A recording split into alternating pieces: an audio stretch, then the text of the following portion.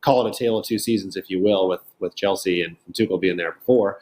But really, they haven't done anything crazy, and their defense just hasn't performed as we've gotten used to seeing them. And of course, Brighton, result-wise, has struggled a little bit more lately, playing some of the biggest teams in the league. But they are still putting up solid metrics behind those scenes, and it just speaks to that the players on the field are very solid with Brighton, and there's a reason they are where they are in the table, and I think they'll continue to stay there as the season goes on. It's a matter of time before the players get comfortable in the new management and get used to that style, with Potter obviously being gone.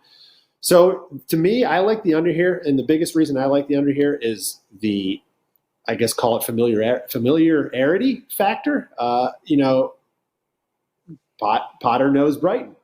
Brighton knows Potter. Does that do both teams use that knowledge to try to take away the tendencies of each other? And I think so. I mean, I think it would be a mistake for either side to overthink that and try to reverse psychology that and change what they've been doing.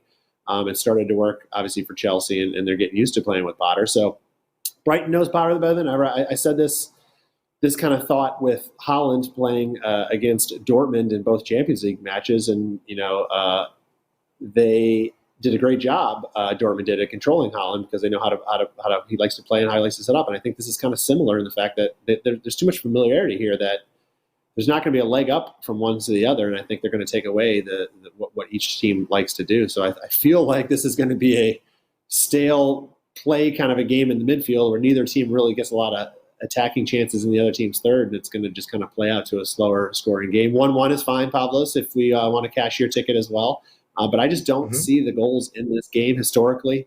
It has stayed under 5 of the last 6 under the total. Probably doesn't mean much for this particular one, but it is no doubt something that's there.